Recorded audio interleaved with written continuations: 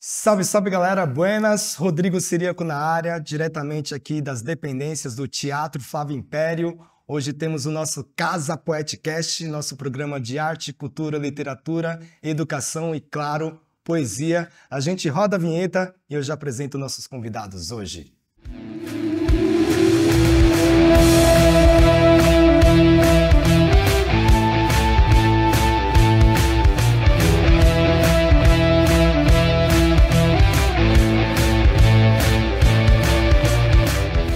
Estamos aqui no Teatro Flávio Império. Esse programa Casa Poeticast é uma produção geral da Casa Poética, produção audiovisual da Sigo Som e realização do Teatro Flávio Império. Você pode acompanhar depois nas nossas redes sociais, @CasaPoéticaSP, @Teatro Flávio Império, e também nos nossos programas de audiovisual, Spotify, Deezer e outros mais, beleza? Hoje estamos aqui com uma plateia muito especial, os estudantes do sexto e nono ano aí representando MF Rodrigues Alves. Salva de palmas para todo mundo aqui! Junto com a professora Flávia e professora Roberta, que estão na missão, nessa responsabilidade. Não é fácil, né? Pegar a molecada, sair, mas é essa experiência de vivenciar o palco, visitar o equipamento cultural e, claro, participar da gravação com um autor convidado. E eu queria chamar agora nada mais, nada menos do que Marcelino Freire. Chega pra cá, Marcelino Freire, por favor. Palmas pro Marcelino, pessoal! Como tá? Eita cabra! Seja bem-vindo. Olá, como vão? Bem? Bem! Seja bem-vindo, Marcelino. Eita! Fique à vontade. A casa é sua. Aliás, é sua mesmo. Marcelino Freire é um amigo de longa data, tem uma trajetória muito especial. Vou comentar um pouco ao longo aí. Mas, Marcelino, se apresente um pouquinho. Fale de você para o pessoal que não conhece. Primeiro, é um prazer estar aqui com esses estudantes e essas estudantes, professora Flávia, professora Roberta, com o meu amigo Rodrigo Ciríaco, em mais uma empreitada. É um prazer estar com vocês aqui. Eu sou pernambucano, você sabe que eu sou sertanejo, eu sou de uma cidade chamada Sertânia. Eu sempre começo dizendo de onde eu vim, né? Muito importante. Eu sou de Sertânia, Pernambuco, moro em São Paulo desde 1991. 32 anos, é isso? 32 anos morando em São Paulo, como muitos nordestinos e nordestinas que vêm morar aqui em São Paulo, né? Sim. Eu vim aqui zerado de tudo, procurar emprego. Nunca tinha vindo para cá, Marcelo? Nunca tinha vindo para cá. A maior viagem que eu fiz, assim, eu estava com 23 anos, 24 anos, a maior viagem que eu tinha feito, saindo de casa, né? Minha mãe chorando, meu pai chorando, família toda, e eu sou o caçula, né? Eu sou o mais novinho de uma família, sabe de quantos filhos? 14. Meu Deus, é filho demais. 14. Eu acho que é aquela parte da plateia ali. Todas. Um trecho aqui grande da plateia aqui. Mas a minha mãe teve 14 filhos, mas só 9 sobreviveram, né? Problemas mesmo, Sertânia foram 14 gestações, né? É sertão de Pernambuco, né? Sertão de Pernambuco. Fica a 350 quilômetros do Recife. Lugar muito seco, difícil de viver. Hoje está melhor, mas na época em que eu nasci, assim, para pegar água, difícil, para estudar, difícil, biblioteca, difícil. Então minha mãe queria que a gente saísse de lá e fosse atrás de melhores oportunidades. Aí ela foi para Paulo Afonso, na Bahia. Aí eu cheguei em Paulo Afonso com 3 anos de idade. Com 8 anos de idade, a família foi para o Recife. Foi a família toda para a Bahia primeiro? Foi. A família toda foi para a Bahia, porque já tinha uns primos que moravam lá. Aí minha mãe disse, lá vai ser melhor, porque lá tem muita água. A Cachoeira de Paulo Afonso. Cachoeira de Paulo Afonso é uma cachoeira imensa que abastece todo aquele Nordeste de energia, né? Eu lembro que, assim, a mais antiga lembrança que eu tenho não é da seca de Sertânia. Eu saí muito novinho, né, de Sertânia. Sim. Eu lembro de muita água. E tinha medo, assim, que era tanta água. Me levaram para atravessar a cachoeira. Atravessar a cachoeira significa passar por aquela ponte suspensa, né? E aquele mundo de água. E eu chorava. Chorava de ver a água. Chorava de ver a água e achando que eu ia cair. Mas aí a família também, as coisas não estavam muito boas em Paulo Afonso. Aí minha mãe disse, vamos para o Recife. Aí fomos para o Recife, eu cheguei com 8 anos de idade lá. E é isso. E foi no Recife que você foi para a escola ou você já antes já estava... Como é que foi essa parte da escola? Da escola é que é o seguinte, minha mãe era uma mulher muito teimosa, assim. Ela nunca dizia não para si mesma, né? Então, ela, quando foi para Paulo Afonso, os primos trabalhavam na Chesf, a Companhia de Hidrelétrica de Paulo Afonso, que cuidava da cachoeira, das energias, distribuição daquelas energias todas. E aí os meus primos estudavam na escola da Chesf. Aí ela descobriu que a gente podia estudar também, fazer parte da família. Ela conseguiu colocar meu irmão Manuel e também me colocou nessa escola da Chesf. Então, era uma escola muito boa. Eu lembro ainda escola da dessa escola empresa da Chesf, dessa empresa. Então, eu estudei ali, vamos dizer que eu tenho entrado com 7 anos, estudei 2 anos lá nessa escola da Chesf, aí depois com 8 anos, escola pública no Recife, sempre em escola pública. Embora essa escola fosse da Chesf, era uma escola pública também. Entendi. E na escola, como que foi sua formação ali? Você era uma criança mais solta, mais peralta? Era... Era muito estudioso, era muito estudioso. É, Muito estudioso, porque minha mãe dizia assim, meu filho estude, meu filho estude, meu filho estude, estude, estude, estude. Então eu nasci de 7 meses. 7 meses eu nasci. Minha mãe disse, esse aí não vai escapar, porque ela já tinha perdido 5 filhos. Eu nasci de 7 meses, muito pequenininho. sim. Eu disse, isso aí não vai vingar, não. Aí, nasci de 7 meses, eu acho que eu nasci de 7 meses para poder estudar mais, né? Aí nasci muito estudioso, minha mãe estude, estude, estude, estude. Aí eu acho que eu fui lá estudar, né? Disse, estude para ser gente, meu filho. Sim. Estude para ser gente. Você precisa ser um doutor, você precisa ser um professor, você precisa ser um engenheiro, um advogado. Estude, meu filho, estude. Então eu estudava muito. Eu lembro que ainda em Paulo Afonso eu já estava lendo. E aí quando eu cheguei no Recife eu já estava lendo demais. Aí fui estudar na escola Professor Alfredo Freire, uma escola pública lá do bairro de Água Fria, um bairro da periferia do Recife. Sim. E lá eu fui estudar e lá também eu fui fazer teatro. Com 9 anos de idade, eu vi aulas de teatro. Aí só vou confessar uma coisa para vocês, os meninos e meninas não precisam ouvir, não. Só entre a gente aqui. Eu detestava a aula de educação física. Aula de educação física.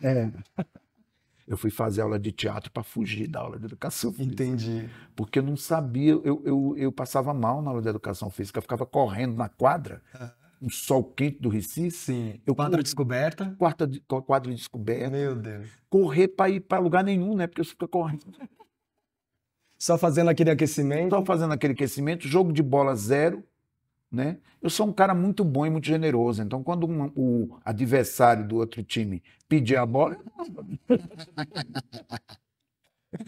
por que vamos brigar? Sim, não tem motivo para brigar. Entregava a bola. Sem entrar em disputa, né? Não vamos, não vamos, não podemos, não precisamos chutar uns aos outros. Sim. A bola vai, faz teu gol, seja feliz. Então não dava para ser jogador desse E jeito. o teatro era na escola? O teatro era na escola. E eu tinha ouvido, eu não sei quem foi, uma entrevista na TV de algum ator do qual eu gostava muito e que ele disse que começou fazendo teatro. Aí eu disse, quando tinha aulas de teatro, eu digo, é isso que eu quero fazer. E fui lá fazer sem saber muito bem o que era, mas me apaixonei por teatro. Fiz teatro dos 9 anos de idade, criança, né? Sim. Até os 19 anos. Com 14 anos eu disse, eu posso escrever peças de teatro. Aí eu comecei a escrever as próprias peças. Aí com 14 anos já também eu tive peças montadas no teatro do Recife, né? No Teatro Amador do Recife, mas era saindo da escola para se apresentar como se fosse assim no Teatro Flávio Império, né? A importância desses teatros e dessas instituições. Aí lá me apresentei demais, né? Muito. Eu lembro que a escola Professor Alfredo Freire tinha este nome porque Alfredo Freire foi pai do Gilberto Freire, escritor do Casa Grande Senzala, etc. e tal. Então Gilberto Freire ia muito à minha escola para assistir a gente que fazia teatro, homenageá-lo. Eu achava bonito aquele homem chegar na escola e toda a escola parar para recebê-lo. Eu digo, eu quero ser uma pessoa assim. Você lembra dele indo na Eu escola? lembro dele. Inclusive, olha, eu sou uma pessoa muito atrevida. Eu nunca posso fazer as coisas, por isso que eu faço. É.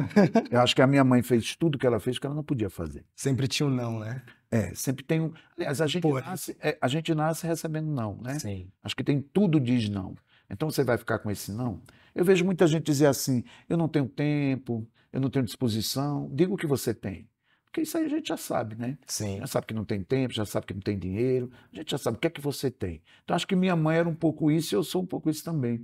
Então eu fiquei muito curioso de saber onde é que morava esse Gilberto Freire. Eu queria saber onde é que ele morava e como é que era, se ele tinha biblioteca, se ele tinha muito livro. Aí eu resolvi fazer um trabalho de escola, convenci minha equipe, vamos fazer uma entrevista com o Gilberto Freire? Aí a equipe disse, vamos. Eu digo, se ele vem até a escola, acho que ele vai ficar feliz se alguns alunos... Se a gente for até a casa dele. É a casa dele. Olha Mas eu só, tá bati vendo, lá na pessoal? porta. Bati na porta não era nem da casa dele, era o escritório onde ele ficava, Fundação Joaquim Nabuco, Em Recife. no Recife. Aí eu falei para a secretária dele, nós somos da escola Professor Alfredo Freire, queríamos fazer uma entrevista com o senhor Gilberto Freire. Ele ficou tão feliz daqueles alunos terem ido procurar por ele, que ele marcou uma entrevista e a gente fez. Até hoje eu tenho uma fita cassete, eu com 15 anos de idade, fazendo perguntas para o Gilberto Freire. E eu vi o escritório dele cheio de livro, ó, igual aqui também, Sim. cheio de livro, eu fiquei encantado com aquilo. E ele escrevia para o jornal Diário de Pernambuco, o Gilberto Freire, e ele fez um artigo falando dessa visita que recebeu desses alunos da escola Professor Alfredo Freire. Olha só. Nessa época o Marcelino, ele, né, a gente é um escritor, é um professor, na minha visão, educador, um agitador cultural. Você falou bastante dessa sua ligação com o teatro e eu vejo muito também do teatro no seu texto, né? Você estava, quando começando, você achava que é mais para o teatro ou você tinha interesse mais para a literatura? Eu achava que eu ia mais para o teatro.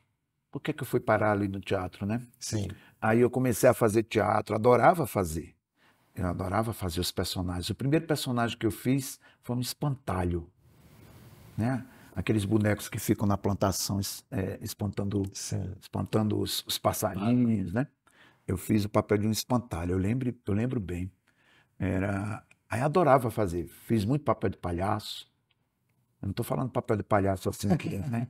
A vida faz a gente de palhaço, não é isso. Mas era um papel de palhaço mesmo e era um ótimo palhaço.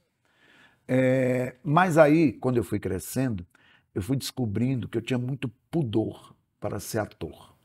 Tinha alguns papéis que eu não conseguiria fazer. O que é esse pudor? Explica. Pudor assim, eu não sou uma pessoa que dança bem, eu não sou uma pessoa que tem uma facilidade de alguns movimentos que eu via outros atores e outras atrizes fazerem. Por exemplo, só entre a gente aqui, tem peça, viu? Tem peça que o personagem precisa, por exemplo, só entre a gente aqui, viu? Tirar a roupa, digamos assim. Capelado. Capeladinho, né? No palco. Palco. Com a luz iluminando. Com a luz iluminando. Imagina só. Tem as peças adultas, não é isso? Eu já estou falando, aí eu digo, não tenho. Não tem essa cara de pau. Não tenho pudor, tenho muito pudor. Aí eu disse, eu não vou fazer mais teatro, porque eu seria um ator limitado, né? Então, escrevendo, eu não sou um escritor limitado. Eu faço o que eu quiser escrevendo, mas como ator eu seria muito limitado. Aí deixei de fazer teatro aos 19 anos, mas o teatro não me deixou. Sim. Tudo que eu escrevo, eu penso em teatro. Tudo que eu escrevo, eu penso numa atriz fazendo, num ator fazendo. Por isso que eu acho que eu sou muito adaptado e levado pelo teatro hoje, pelo Brasil todo, porque as pessoas reconhecem o meu vexame teatral. Aproveita e mostra um pouquinho da sua voz literária, do seu vexame literário. Então. Agora, eu vou lhe dizer uma coisa. A minha mãe era muito teatral. Muito teatral. Minha mãe era uma mulher incrível. Já faleceu, né? Mas era uma mulher muito para fora. Então era uma mulher... Aliás, o nordestino e a nordestina são muito teatrais, né? Sim. Então, na hora de rezar, tem todo um gesto, né? Então, 6 horas da tarde em casa, minha mãe juntava com a minha tia, com a vizinha, e ficavam... Aquilo era um teatro, né? Era minha mãe também dava, né, vários monólogos. Ela quando estava muito aperreada, ela falava. Quando estava muito feliz, ela cantava. Então, tudo isso para mim era movimento teatral. Sim. Minha mãe era tragicômica.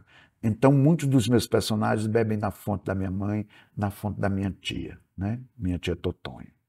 Então, por exemplo, um dos primeiros textos que eu escrevi, e que já tem essa fala teatral da minha mãe, essa oralidade, esse vexame nordestino, e já também com essa carga teatral, já eu tendo passado pelo teatro na escola, que é um conto chamado Muribeca. Eu escrevi esse conto, eu devia ter uns 17 anos, é um conto antigo. Sim. Eu queria imaginar como é que era uma mulher vivendo no lixo, porque tinha um amigo meu que morava no bairro da A Muribeca. Muribeca tá no Angu de Sangue. Está no Angu de Sangue.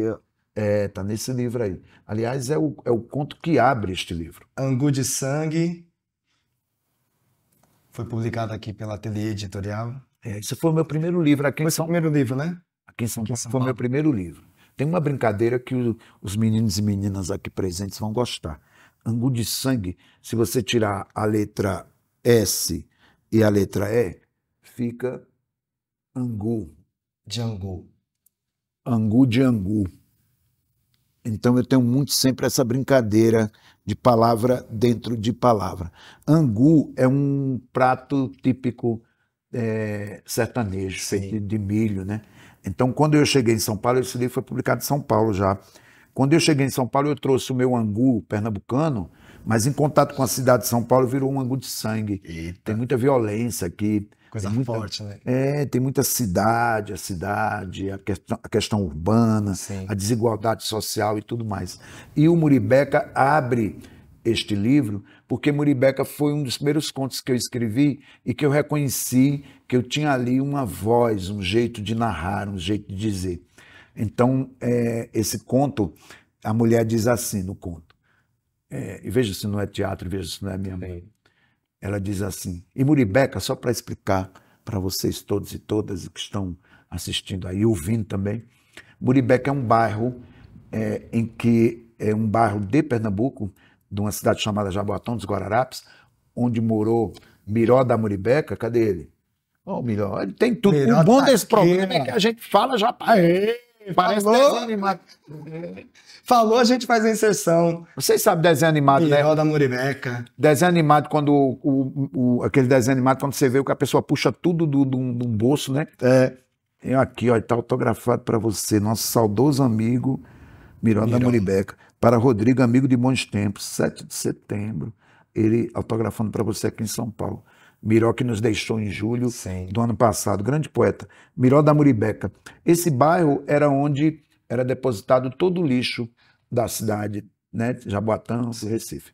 E aí por isso que essa mulher que vive no lixo, foi aí que eu pensei em fazer esse conto chamado Muribeca. Diz assim, eu vou dizer muito rapidamente, só um trechinho. Lixo serve para tudo. A gente encontra a mobília da casa, cadeira para pôr uns pregos e ajeitar, sentar, lixo para poder ter sofá, costurado, cama, colchão e até televisão. É a vida da gente o lixão. E por que agora querem tirar ele da gente? O que é que eu vou dizer para as crianças? Que não tem mais brinquedo? Que acabou o calçado? Que não tem mais história, livro, desenho? E o meu marido que vai fazer nada? Como ele vai viver sem as garrafas, sem as latas, sem as caixas? Vai perambular pela rua, roubar para comer? E o que eu vou cozinhar agora? Com que dinheiro vou fazer sopa? Vou fazer caldo? Vou inventar farofa? Fale. O que é que a gente vai fazer da vida? O que é que a gente vai fazer da vida? Nem remédio para dor de cabeça eu tenho. Quando vou me curar? Quando me der uma coceira, uma caganeira? Fala. Me explique onde vou encontrar tanto remédio bom. Esparadrapo, e band-aid, e seringa. Aí você fica ouvindo essa mulher falar, defendendo o lixão, e aquele lixão vão tirar dela. E o que é que vai acontecer se ela ficar sem o lixão para criar as crianças, para comer, para trabalhar, né? Então o conto dizia isso. O conto diz isso, aí a gente se assusta, mas é uma realidade, realidade inclusive do povo que morava na Muribeca. E é uma realidade que, infelizmente, a gente viu mais recente nos últimos anos se tornar com força, né? Os índices de segurança alimentar aumentaram, pessoas mexendo coisas no lixo, Sim. ossos. Sim. E eu conheci o Marcelino em 2005, foi num programa de televisão. E quando eu conheci Marcelino, eu tava passando, né, os canais assim, tava meio entediado. A gente não tinha as opções que a gente tem hoje de internet. E aí eu botei no canal universitário, você estava dando entrevista, e bem na hora você falou algum... Eu vou recitar esse conto aqui. E aí o Marcelino recitou esse conto que eu vou falar para vocês, um trechinho também, chama Dar Luz. Dar luz. É do livro Balé Ralé. E olha só, que tem Muribeca, que vocês viram aqui, não é? Tem o registro da minha mãe, um registro vocal, eu digo, e tem um registro teatral. E Dar Luz é uma outra mulher também. É mais ou menos assim. Desde José, desde Antônio, Maria dei. Daria, dou. Quantos vierem? É só abrir o olho. Nem bem chorou, chorou. Não posso criar. É feito gato, não tem mistério. É feito cachorro de rua, rato no esgoto, moço. Quem cria? É fácil pimenta no cu dos outros. Aí vem madame, aí vem gente dizer, ah, mas arranje um trabalho. Arranje você. Me dê o trabalho agora. Não sei ler, não sei escrever, não sei fazer conta. Nos dedos da mão a gente conta. José, Antônio, Maria Isabel, Antônio. Dou nome assim só para não me perder. Quem mais? Evoé, Evandro. Agora chame como quiser. O filho depois ganha vida importante. Sei de um até que é doutor, sei lá em quê. Eu tô pouco me lixando. Menino é pra largar mesmo. E por aí vai. Mas você vê, não é? Você vê a realidade, né? Uma coisa que eu não escrevo para julgar ninguém. O livro está dizendo que você deve viver no lixo? O livro não, desculpa. O conto está dizendo que você deve viver no lixo? O conto está dizendo que você tem que abandonar seus filhos? Não é isso. Eu não escrevo para julgar ninguém. Esse conto Dar Luz, que você recitou, eu vi na televisão. Uma mulher que estava dando seu filho e que estava sendo flagrada no momento que estava dando um filho. E ela só dizia isso. Mas a senhora deu o seu filho? Dei. Ela não queria dar o filho. Ela só falava isso, dei. Aí eu queria entender o que é que estava entre um dei e outro. Sim. Né? Eu queria entender o que é que estava entre um dei e outro. O que é que ela falava? O que acontecia ali? O que acontecia? O que é que ela queria dizer e não conseguia dizer? Então, quando ela começava a falar, aí a gente vê uma realidade brutal, né, do Brasil. Sim. Uma realidade de desigualdade. E dizendo assim, não me julga porque ela diz, em certo momento ela diz, né, eu sou mais mãe do que muita mãe aí, leva o filho para o shopping e abandona. Então, como é que você vai dizer, né, julgar? Você tem que entender como é que a pessoa chegou àquele estado de miséria absoluta. A mesma coisa em relação à mulher que vivia no lixo. Ela, no final, ela diz assim, com a graça de Deus, com fé em Deus, eles não vão tirar deste lixão. Eles dizem que sim, que vão, mas eu não acredito. Eles nunca vão tirar a gente deste paraíso. Ou seja, ela pedia a Deus para não tirarem ela de lá. Você sabe que o lixão da Muribeca foi desativado depois de muitos anos e aconteceu o que aconteceu no meu conto, que é ficção.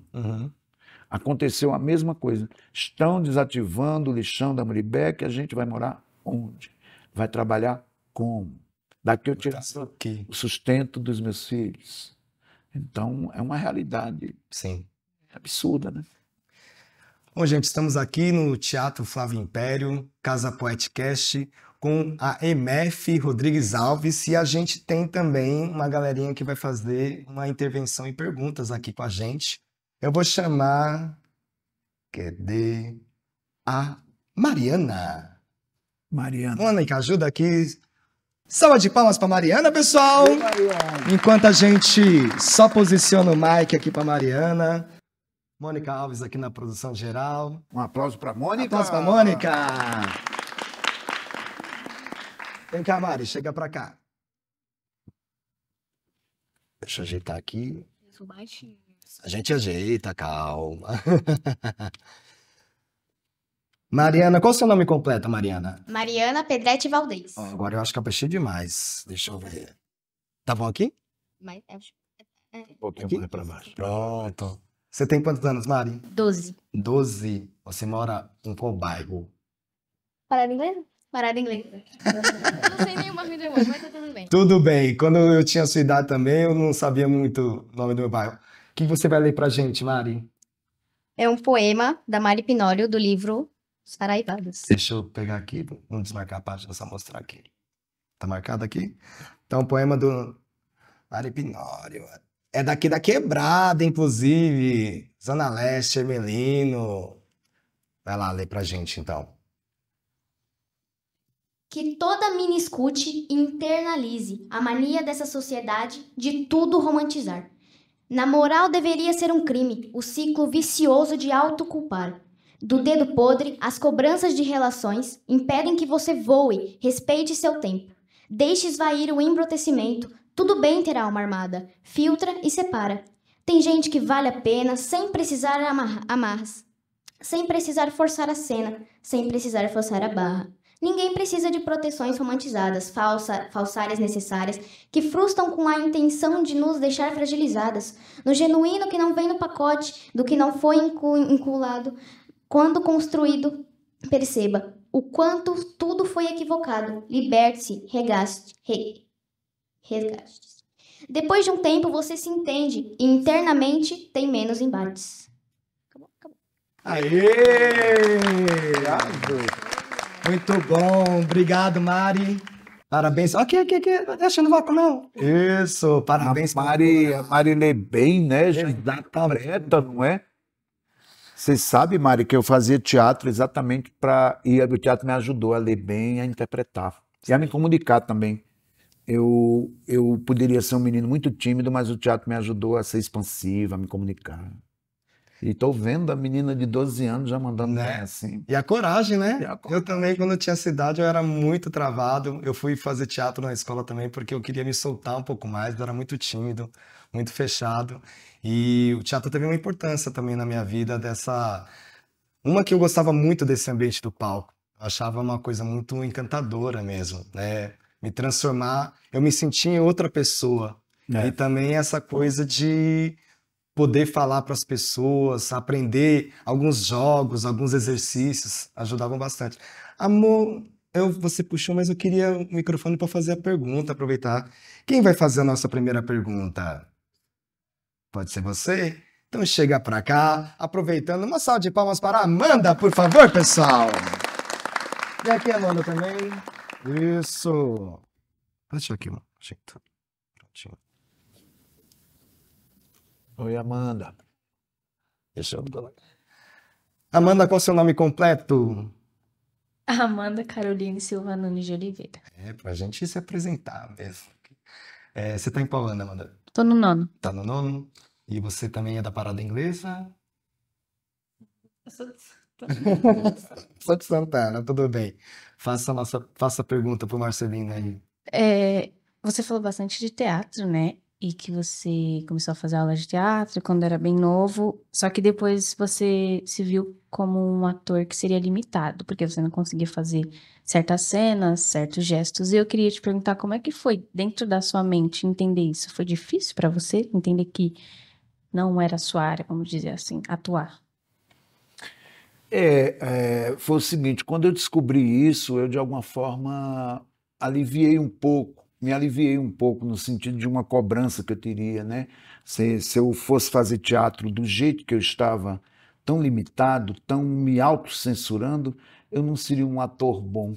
Aí o que fiz eu? Eu digo, eu vou ser um autor em vez de um ator. Eu vou escrever os meus próprios textos. E escrevendo, eu tenho liberdade. Escrevendo, eu posso escrever o que eu quiser escrever, sem censura absolutamente nenhuma.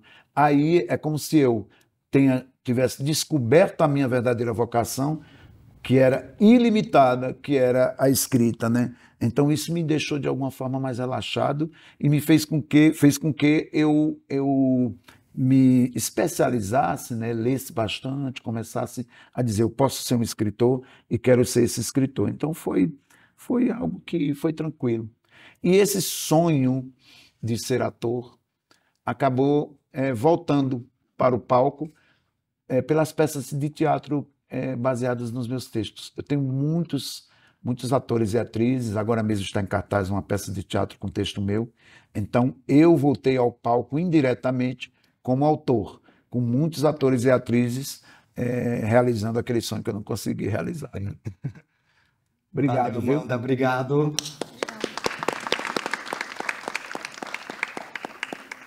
É isso, é o Casa Podcast. A nossa ideia é sempre trazer também alguma escola como convidada para conhecer o autor, para também sentir essa experiência de palco, para a gente incentivar a experiência, a visita aos equipamentos públicos culturais da cidade, que é muito importante. Tem uma programação muito bacana, gratuita e precisa ser explorada.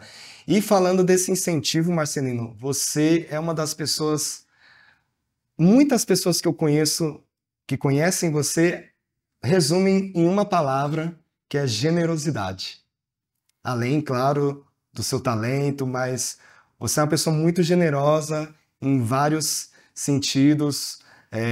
Você tem um trabalho muito importante, eu vejo também, na questão da difusão literária, e essa difusão de várias formas, seja na criação, ou seja no acesso, né? Então você tem as oficinas que você organiza e você tem a balada literária, que é um evento muito importante. E isso tudo eu acho que é muito importante porque difere muitas vezes os autores que estão encastelados, ficam fechados, aproveita aquela coisa que o autor é muito solitário, né? Ele precisa se fechar na Torre de Marfim para ele produzir. E eu que venho de uma escola que é do Sarau, que leva a literatura para esse ambiente coletivo, o slam, foi muito importante conhecer você, que também traz esse ambiente coletivo para a literatura e a poesia. E aí eu queria que você contasse um pouco como foi que você caiu nessa experiência de ser um mestre também, não só na escrita, mas ser um mestre de incentivar, de despertar esse lado da criação literária nas outras pessoas, inclusive eu tenho muita honra de ser uma das pessoas que eu acredito que eu cresci um pouco literariamente falando a partir do contato, de fazer trabalhos de oficina com Marcelino, e eu agradeço muito, tenho uma gratidão muito grande por você mesmo. Muito obrigado, Rodrigo. Eu lembro bem, né, do nosso convívio na oficina de literatura, onde você fez esse clássico que é o... Te Pego Lá Fora. Te Pego Lá Fora, nos contos ambientados na escola, ou ali perto da escola, com os alunos e alunas.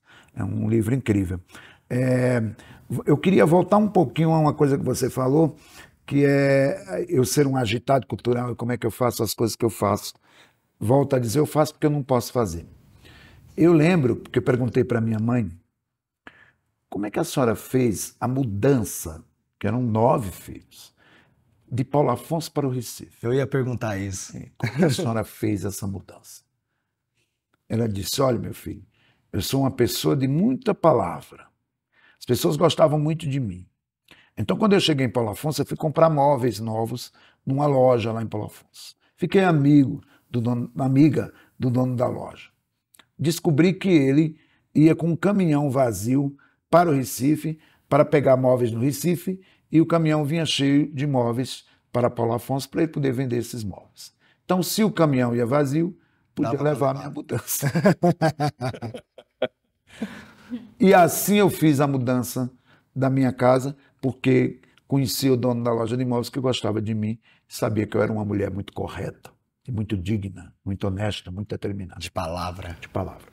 Eu faço tudo que eu faço entendendo o que é que tem, onde é que tem um caminhão vazio que possa fazer esse trajeto, Sim. que possa transformar as coisas ao redor.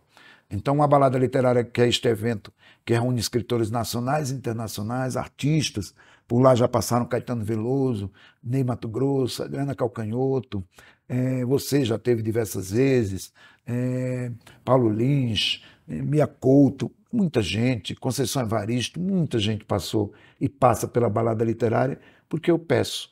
Né? Enquanto outras festas são feitas com 1 milhão, a minha é feita com humilhação. Porque eu não deixo de fazer. O não a gente já tem. O não a gente já tem. Eu lembro que ainda muito jovem, viu, Amanda, não é a Amanda que perguntou aqui? Foi, Amanda. Eu ainda muito jovem, viu, Amanda?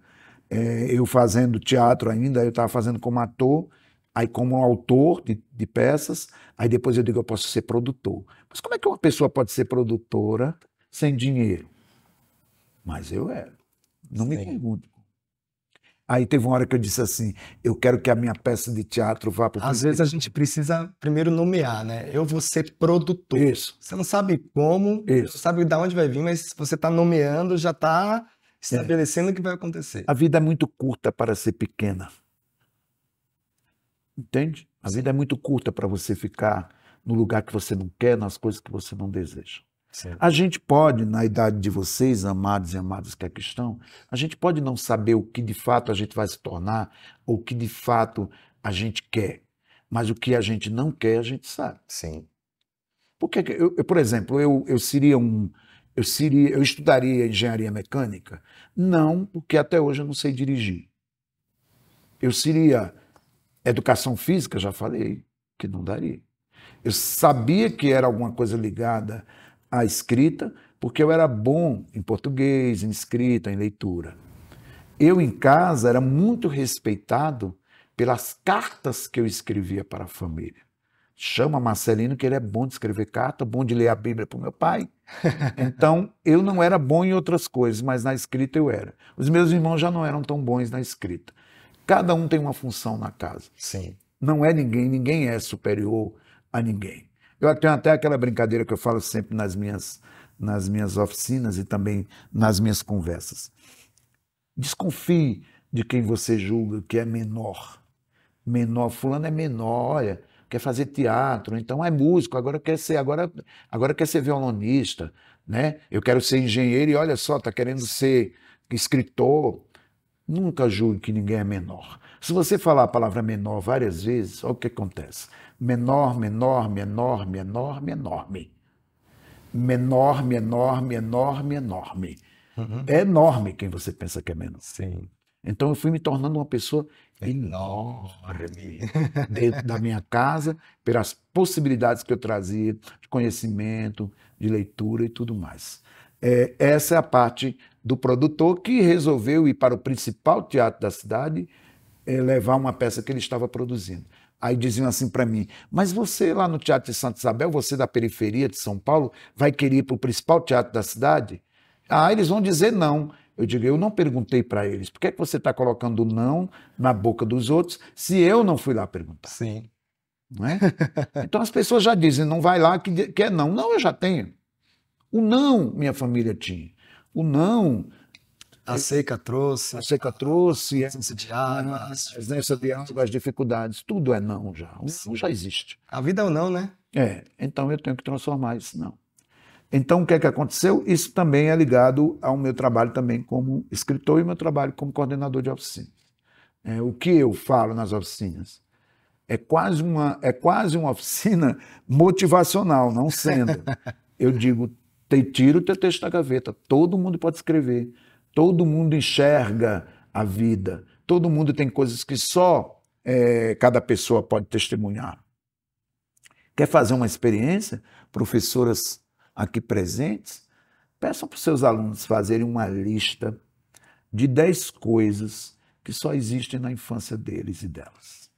10 coisas que cada aluno e cada aluna, ao abrir a janela, enxerga.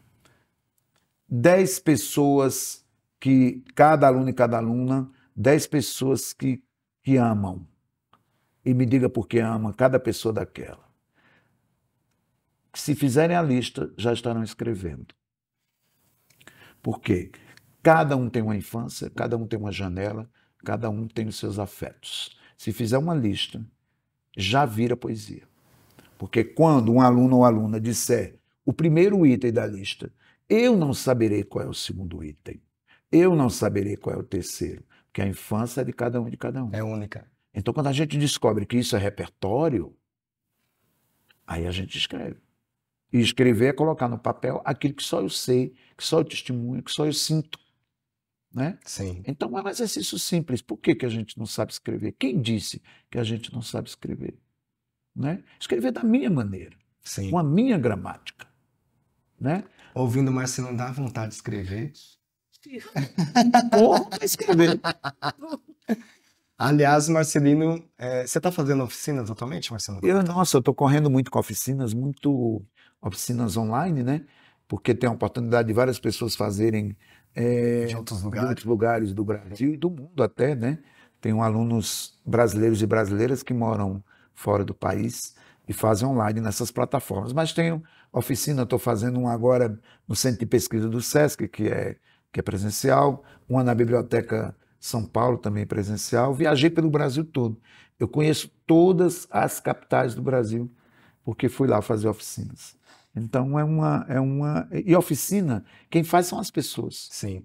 Primeiro, a primeira pergunta que eu faço na oficina, quando alguém vem chegar para fazer oficina de escrita comigo, me diz uma palavra que só você tem. A pessoa se assusta, uma palavra que só eu tenho. Uma palavra que só você tem, só você usa. Bagulho é uma palavra, eu só uso essa palavra, bagulho. O nome da sua avó é uma palavra. Eu, por exemplo, minha avó Maroca. Maroca. Minha avó Maroca. Maroca é uma palavra que eu tenho. É a sua E palavra. quando eu escrevo, eu sei que minha avó Maroca está no que eu escrevo. Então, quando eu digo qual é a palavra que só você tem, às vezes é o nome da sua rua, é o nome de uma fruta, é o nome da avó. E é com essa palavra que você tem que escrever. Ferrez, nosso amigo. Capão, pecado. Capão Redondo ficou conhecido no mundo Sim. por causa do Ferrez. E Capão Redondo é uma palavra que o Ferrez tem. Se você pegar Cidade de Deus, do nosso amigo Paulo Lima, que virou filme, indicado ao Oscar, Cidade de Deus é um lugar conhecido no mundo inteiro, porque essa palavra pertencia ao Paulo Lins. Sertânia. Quem é do meio literário e sabe de mim, sabe de Sertânia. Porque toda vez... Qual foi a primeira palavra que eu usei aqui? Sertânia. Não é não? Água Fria, o bairro em que eu vivi. Outra coisa que acontecia também quando meu pai não queria sair de Sertânia. Não queria sair. Ele queria ficar lá. Mas minha mãe tem que sair. Aí eu obedeci. Aí deles obedecesse. Aí fomos para Paulo Afonso, na Bahia. Quando chegou lá em Paulo Afonso, meu pai juntou os filhos, eu pequenininho. Mas lembro disso. Quero dizer para vocês, meu pai, que vocês vieram morar em Paulo Afonso. Mas vocês não nasceram em Paulo Afonso. Não tenham vergonha de onde nasceram. Porque é muito fácil dizer que nasceu em Paulo Afonso porque aqui tem água. Não neguem Sertânia. Aprendi direitinho, né? Primeira coisa que eu falo, sou de Sertânia. Aí a gente foi para o Recife. É muito bonito falar que nasceu no Recife, porque Recife é a capital. Sim. Ele veio com a mesma historinha. Vocês não nasceram no Recife. Nasceram em Sertânia. O nosso bairro era o bairro de Água Fria. Um bairro periférico, o último bairro do Recife, já colando em Olinda. Tem um bairro do Arruda, que é colado com Água Fria. O bairro do Arruda é onde tem o estádio do Arruda, o estádio de futebol, onde os times todos vão fazer lá campeonato e tudo mais. É mais bonito para a sociedade falar que morem no Arruda e não em Água Fria. Meu pai chegava para a gente e dizia: eu corto a língua de vocês se disserem que é do Arruda. Vocês são de Água Fria. Tá me entendendo? Reconheça o lugar onde você mora e onde você trabalha e vive. Não baixa a cabeça. É nesse lugar onde está o teu repertório, onde está a tua força de criação, onde estão os seus. Respeite os seus e as suas. Respeite o dono da quitandinha. Jamais desprezar. Não pode, porque é com isso que você escreve, é com isso que você está no mundo. Quantos jogadores levam o nome do seu bairro para o mundo? Sim. Vocês não já viram isso? Copa do Mundo, Copa do Mundo, o cara levantando colocar a taça, Jardim Irene. Jardim Irene? Isso. Então sou do Jardim Irene, com muito orgulho. Exato. Sou do Capão Redondo, com muito orgulho, e de Água Fria, com muito orgulho. Cidade de Deus. Eu vou dizer que eu sou de outro lugar, essa palavra não me pertence. E vou fazer com que o meu bairro fique conhecido, que eu serei o melhor jogador do mundo, o melhor professor do mundo, o melhor matemático do mundo, o melhor escritor do mundo. O escritor que está falando aqui não seria o mesmo escritor e eu não teria chegado aqui onde estou conversando com você se eu não tivesse lembrado sempre de Sertânia, de Água Fria, de Pernambuco. Essas palavras são minhas. Muito bem.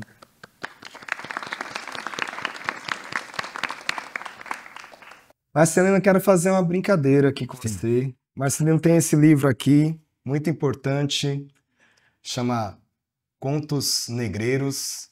Ganhou, inclusive, um dos principais prêmios do país, que é o Prêmio Jabuti. E foi em 2006, né? 2006. Tem um conto que eu gosto muito, eu sempre que vou na escola, eu às vezes faço esse conto, que se chama Linha do Tiro. A gente vai fazer essa brincadeirinha aqui, então, porque ele é um diálogo, né? Você sabe que eu adoro, Rodrigo, todo livro meu tem um conto só em diálogos.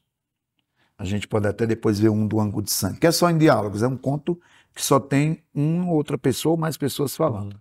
Não tem nenhuma coisa escrita, é só a fala. Agora vai testar minha memória aqui. Agora, pra ver se você sabe decorar? eu acho que eu sei. E Vamos lá.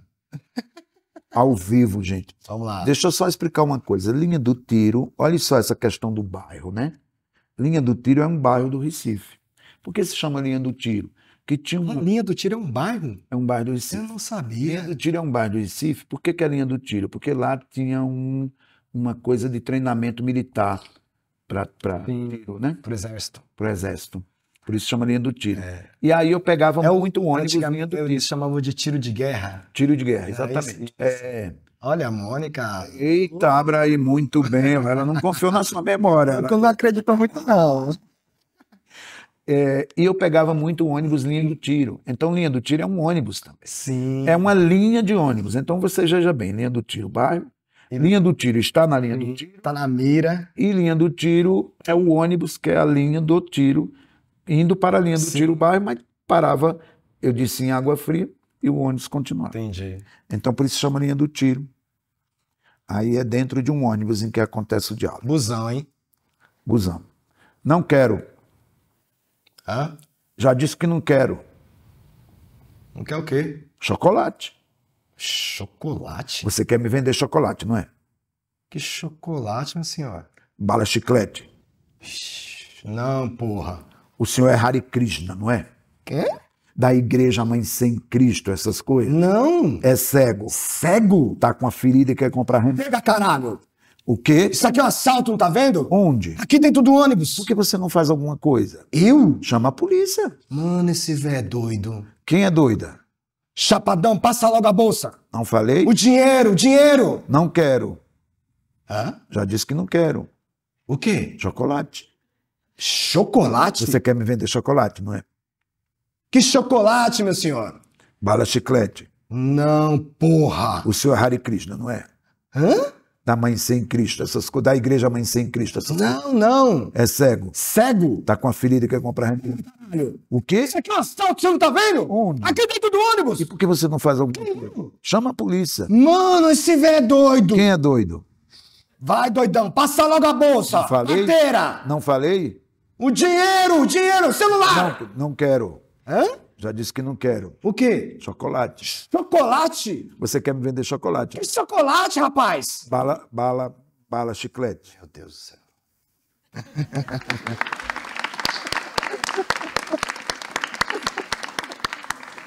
Eu vou quebrar o protocolo, porque a gente tá fazendo a gravação aqui. Aí tem um povo que tá aqui atrás das câmeras, eles estão falando, fica assim, eu não sei como. Como que eu Diga aí. Me diga.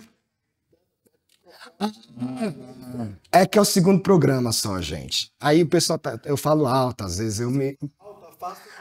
Eu tô vendo o povo assim, ó. Mas que é? Tá dando caganeira ali, o pessoal tá com dor Você de quer repetir?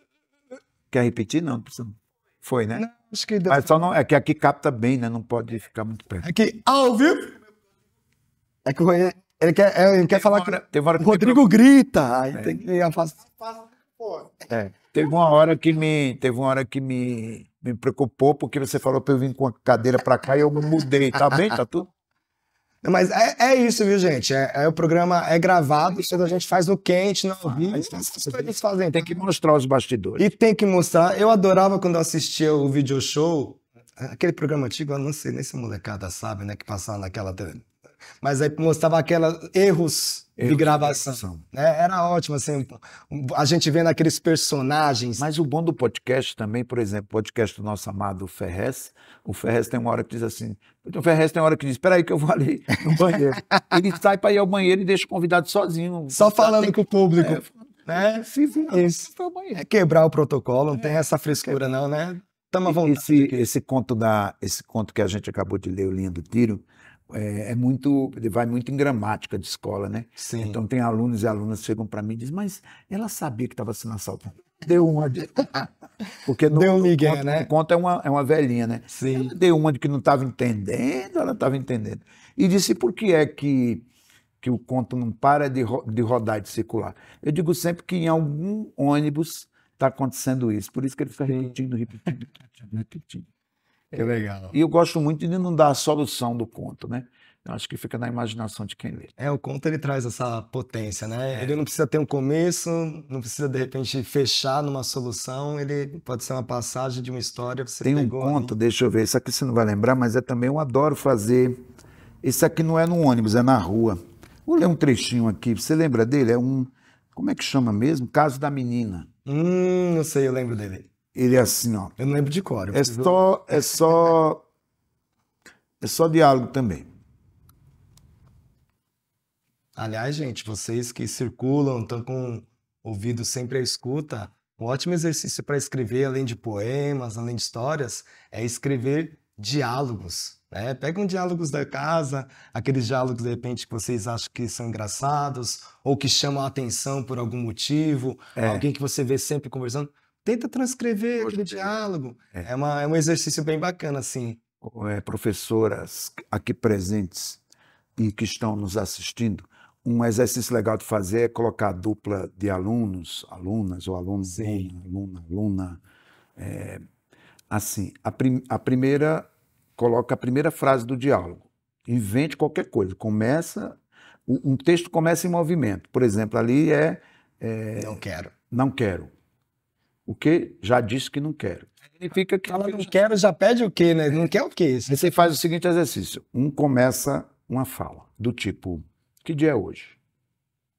Aí a outra vai dizer, não sei. Então, você não sabe que dia é hoje? Vai ficando divertido, porque você não sabe o que a outra pessoa vai responder. Então, uma faz, entrega para outra. Uma faz, entrega para outra, mas tem que contar uma história ali. Sim. Uma dica boa para você fazer diálogo é você nunca entregar no diálogo aquilo que o diálogo espera. Por exemplo, que dia é hoje? Comum que a pessoa fale sábado. Vamos dizer que a pessoa diga assim, que dia é hoje? Aí a outra diz, eu acho que esqueci os remédios. Os remédios. Como é que você vai sair desse desafio? É muito divertido de fazer. E quando eu, às vezes, estou sem inspiração em casa, eu abro um travessão, que é o que você usa para fazer diálogo, e eu coloco uma frase lá, mas eu não sei o que vai acontecer. Aqui é um exemplo. Olha só, esse conto surgiu exatamente dessa pergunta. Quer? Também você não sabe. Quer? Não entendi. A criança. A criança? Quer? Hã? A menina. Não entendi. A minha filha. A senhora, quero lhe dar a criança. Eu, o senhor. O senhor. Para mim, por quê? Não quer? A menina. A menina? Ele pergunta, né? Tem 2 dias. Meu Deus. E é o que ele fala lá, ele fala, meu Deus. Você decorou. Essa eu decorei. Meu Deus. Bonitinha, bonitinha. Meu Deus. Veja só, minha senhora, a sua cara. A minha cara, sim. A do senhor. Minha senhora, a senhora quer dinheiro, não é? Não.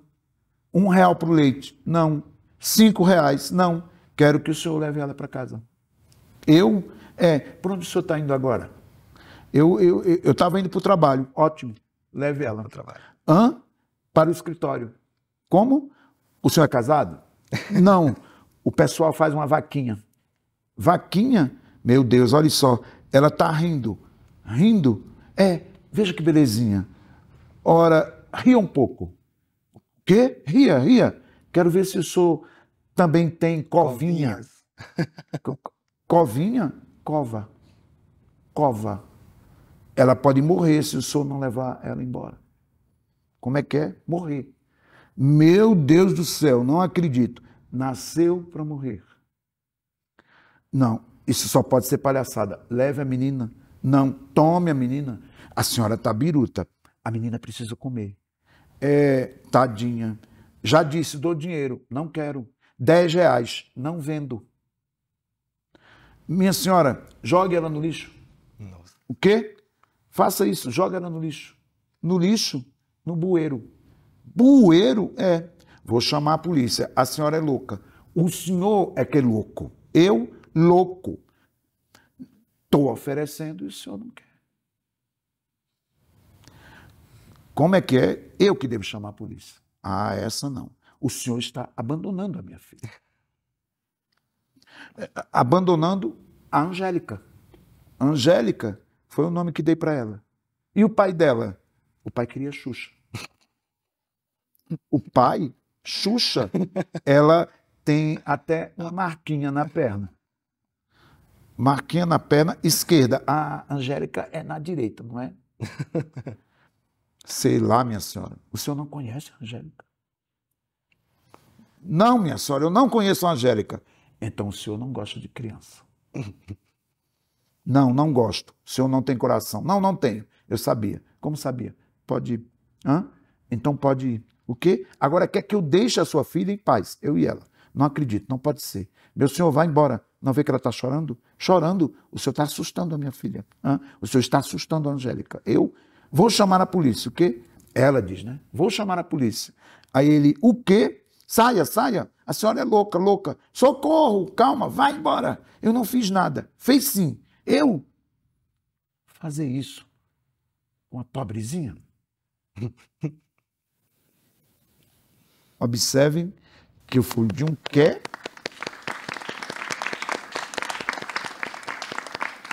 nos meus contos. Tudo começou no Não quer. Quer como quem oferece um chiclete, que é o que tem no outro conto. Todos os meus livros têm diálogos onde ninguém se entende. E eu acho que é exatamente um pouco do mundo que a gente está vendo. Ninguém se entende. Né? Exatamente. Marcelino Freire aqui no Casa Poeticast, nosso podcast da Casa Poética. E vamos chamar mais uma convidada aqui da MF Rodrigues Alves. Primeiro, a gente vai inverter agora. Não, vou inverter não. Vai ser para fazer ela Thalia. Então, chega para cá, Isabelle. Salve de palmas para Isabelle, pessoal! Vira aqui. Ei, Isabelle. Tá bom aqui? Opa, bom. Isabelle, fala seu nome completo pra gente. Isabelle da Silva Alfredo Clemente. Você tá nervosa, Isabelle? Não precisa ficar nervosa. Você tem quantos anos? 12. Tá no 7º ano? Tá vendo? Eu sei, isso é bom. Qual bairro você é? Parada inglesa. Todo mundo da parada inglesa. Vocês têm os bairros ali, mas tudo bem. Todo mundo da parada inglesa. Você não tá... tá no celular. Ele fala, olha, não vai... Leituras hoje. Exatamente. Lê pra gente, então, o poema aí. Muda. Eu estou cansada. Cansada de me calar toda vez que me sinto segura. De abaixar a cabeça quando alguém faz algo que eu não goste. Estou cansada de engolir sapos. Dessa indigestão eu não vou morrer. Cansada do racismo que todo dia bate em minha porta. Do seu sorrisinho velado e do seu olhar congelado. Estou cansada da paz que só serve aos brancos. Cansada de ser bem tratada apenas por obrigação. Não preciso que me tolerem. Deixe meu corpo ser o que é. A violência que flerta meus ouvidos é um tiro certeiro contra mim. Não quero mais sorrisos falsos. Namorar uma pessoa preta não te torna menos racista. Ter um filho preto não te torna menos racista. Empregar pessoas pretas não te torna menos racista. Conviver com pessoas pretas não te torna menos racista. Você entendeu o que é que eu desenhe? Estou cansada de ter que apresentar meu currículo para provar minha credibilidade. De mostrar que minha luta não é apenas por vaidade. Que Inhansã me guia toda vez que eu derrapar. Que meus ancestrais me digam por onde eu seguir toda vez que eu quiser parar. Então não me peça para calar, porque os gritos que habitam aqui vêm toda noite me atormentar. Sempre será por vingança aquele amor que eu tento revidar. Eu estou cansada, mas como falar de amor se eu não me sinto amada? Como falar de paz, se paz eu nunca consegui nada? Como falar da cura, se quem fere tem seu plano de saúde e diz que seu racismo é doença detectada?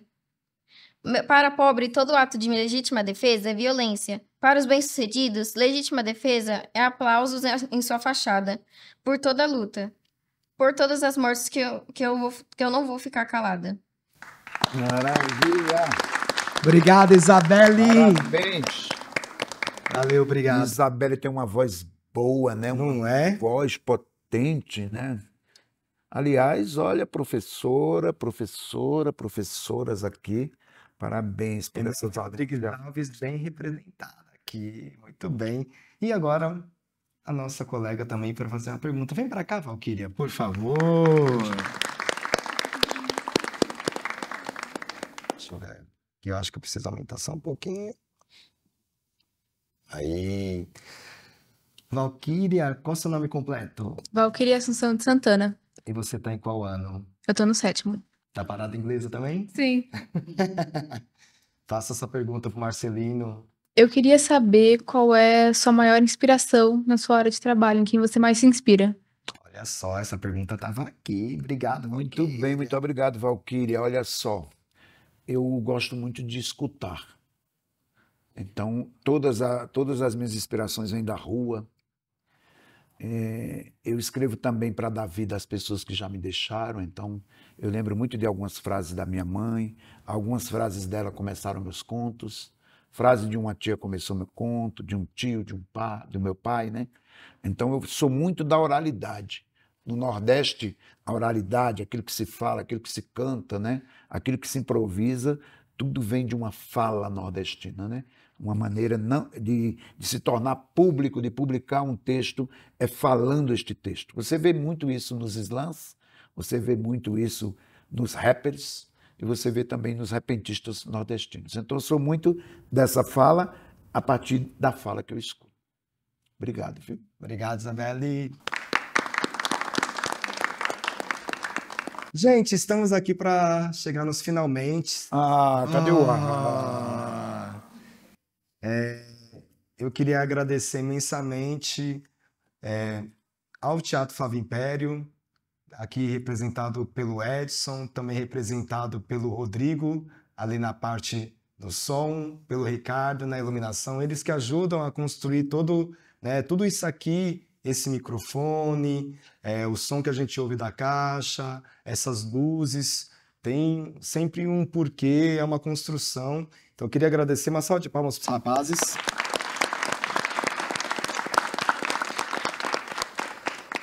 Queria agradecer também a produção de audiovisual, aqui representado pelo Diogo Hans, Binho Santana.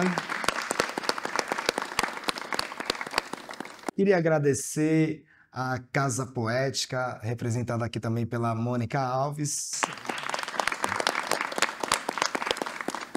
E lembrar, esse programa ele é uma realização do Teatro Flávio Império, né, que faz parte da Secretaria Municipal de Cultura. A gente está aqui com uma escola municipal. Queria agradecer imensamente às professoras Flávia e Roberta e a MF Rodrigues Alves.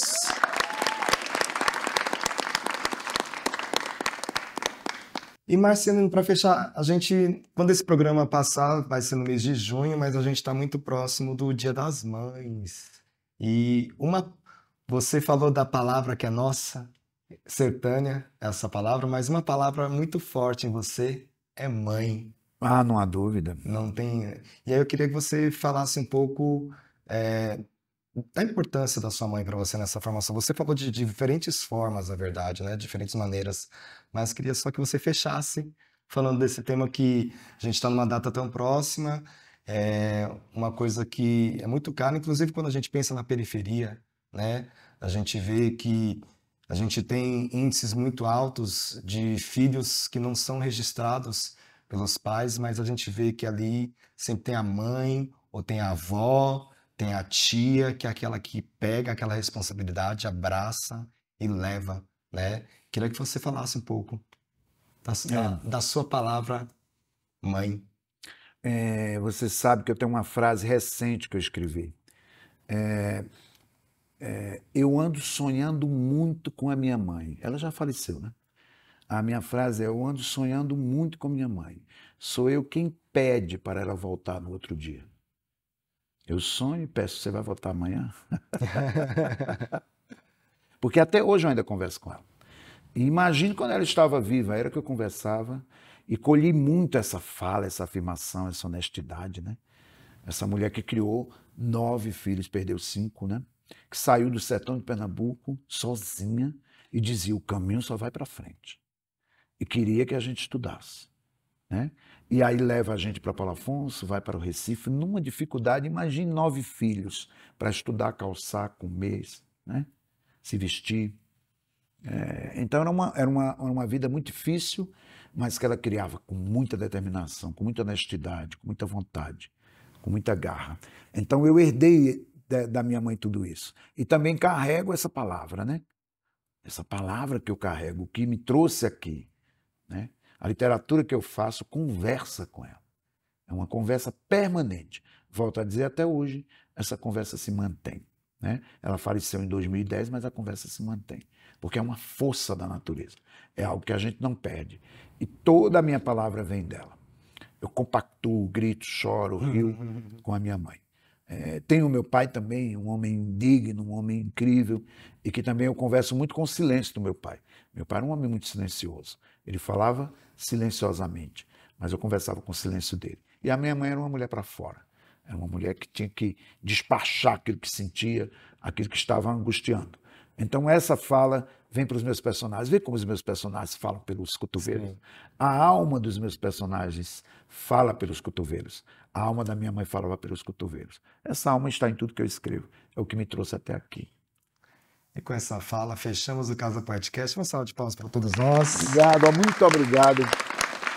Eu que agradeço, Marcelino. Deixa eu lhe dizer uma coisa, ver essa garotada, esses estudantes, essas estudantes aqui num palco sagrado do teatro, pode ter certeza que eu estou aqui com a mesma idade de vocês, lembrando quando eu fazia teatro e adorava estar nos bastidores, estar no teatro, estar num palco, com luz em cima da gente, para a gente falar daquilo que a gente gosta e ser, né? Sim. Você vê as estudantes aqui, vêm, leem e se afirmam diante da palavra e diante da vida. Sim. Isso a arte faz. E isso você faz também, professor e mestre. Obrigado, amigo, e até a próxima. Eu que agradeço. Obrigado. Eu acredito muito nisso daqui. Eu acho que é muito importante a gente ter essa experiência, né? Estar num ambiente desse, sentir a quentura da luz, sentir a potência do microfone, sentir a possibilidade da gente se ver de uma outra forma, para além da quarta parede, né? Ali que separa a gente.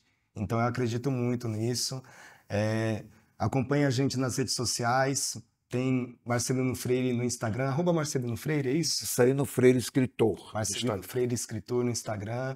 Tem muito material do Marcelino no YouTube, pela internet. Acompanhe também esse e outros vídeos no @Casa Poética SP, @Teatro Flávio Império e nas principais plataformas de áudio como Spotify, Deezer. E é isso aí. Obrigado, até breve. Obrigado. Valeu, pessoal. É nóis.